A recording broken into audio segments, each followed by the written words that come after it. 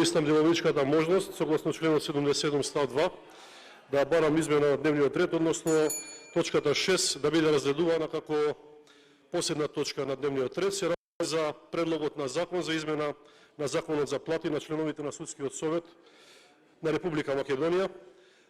И сметам дека како се гледа по приоритет на сите состојби кои што се случуваат во општеството, овој предлог на закон треба да биде разгледуван денеска последен, затоа што навистина се наоѓаме многу тешка ситуација во која што сиромаштијата галопира и сметам дека оние што добиле за краток период зголемување на платите повеќе од 5 пати можат и да причекаат.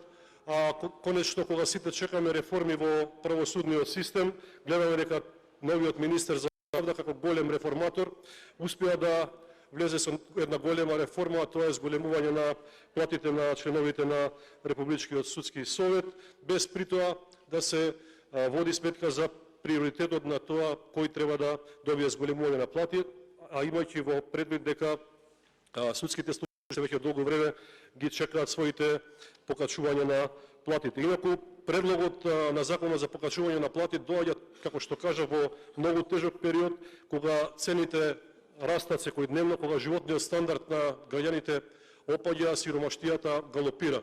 Сметам дека со овој предлог на закон извршната власт уште еднаш докажува дека не ја почитува поделбата на власта, на законодавна, извршна и судска, и сметам дека овој предлог на закон е всушност продолжеток на она што го правеше претходниот премиер, кој што велеше, Зоран Заев, кој што велеше дека ќе го расцвета судството како пупка.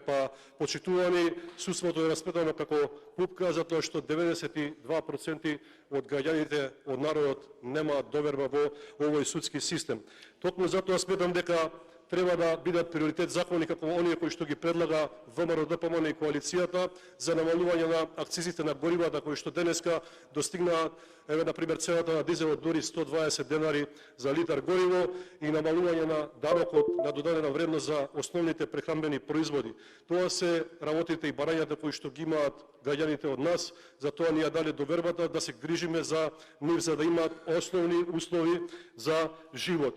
Но сепак се гледа согласно овие точки кои што денеска ги разгледуваме и ги имаме на дневен ред, сметам дека власта ги има измрсено конците и дека воопшто не води сметка за приоритетот по кој што треба да постапува. Токму затоа, уште еднаш ќе повторам, предлагам точката 6 да биде разгледувана како последна точка на дневниот ред на денешната седница. Благодарам. Предлогот на пратеникот го ставам на гласање.